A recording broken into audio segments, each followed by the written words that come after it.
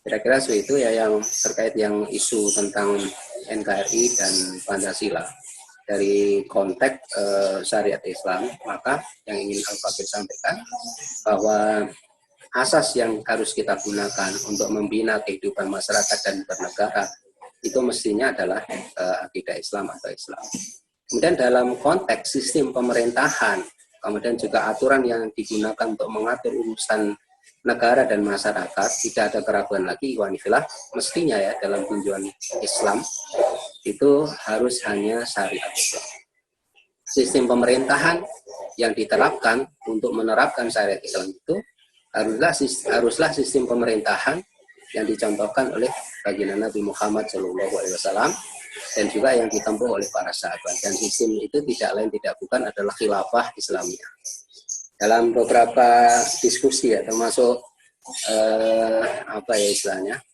beberapa bedah buku yang saya lakukan, itu sesungguhnya siapapun yang mau mengkaji secara mendalam, jadi khasanah-khasanah klasik, maka tidak ada keraguan sih sebetulnya bahwa sistem pemerintahan yang harusnya diterapkan di tengah-tengah kaum muslimin itu adalah khilafah Islamiyah. Kemudian bentuk negaranya itu bukan bentuk negara federasi atau negara bagian, lebih-lebih lagi nation state ya, negara bangsa bukan, tapi khilafah itu adalah negara yang dari sisi kewilayahan batas-batasnya jelas, tapi batas ini akan terus melebar sampai mencakup seluruh permukaan bumi dengan adanya aktivitas penaklukan atau butuhan.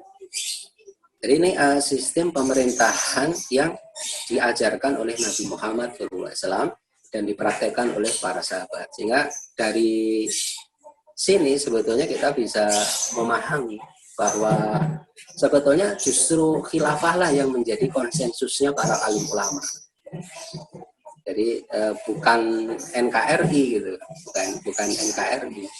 Jadi kalau kita bilang ulama itu bukan ulama-ulama yang ada di Indonesia saja. Jadi kalau kita bicara ulama itu adalah ulama-ulama di seluruh penjuru dunia ini. Dan kalau kita bicara ulama, tentu ulama yang punya kafa'ah, punya kredibilitas, atau ulama-ulama yang mu'tabaroh.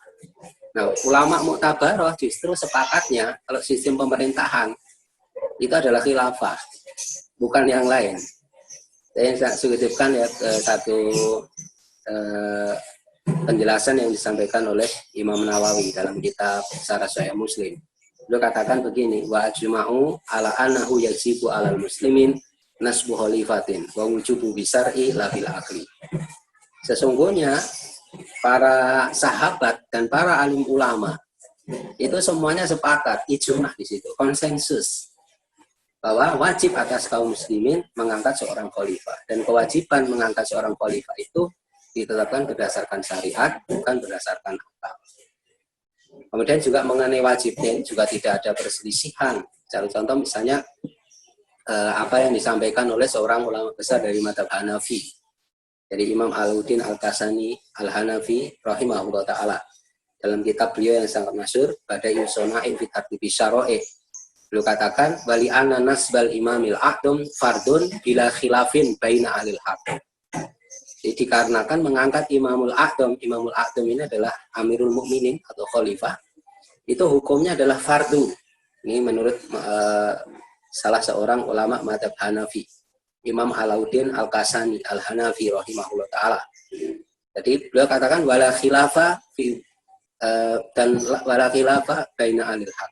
Dan tidak ada perselisihan pendapat di antara orang-orang yang memegang teguh kebenaran. Jadi ikhwan fillah yang dirahmati Allah SWT,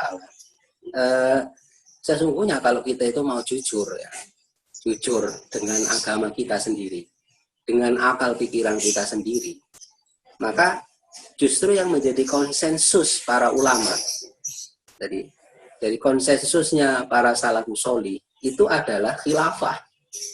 Gitu. Nah sementara NKRI yang itu merupakan derivasi dari paham demokrasi, itu kan negara kesatuan republik, ada republik di situ, itu jelas-jelas bukan berasal dari ajaran Islam. Ya. Jadi saya ingin sampaikan ya, kalau di dalam khasanah-khasanah klasik, justru sistem pemerintahan yang itu menjadi konsensus para ulama Ahlussunnah wal Jamaah, dan itu bahkan itu konsensusnya para sahabat itu adalah khilafah.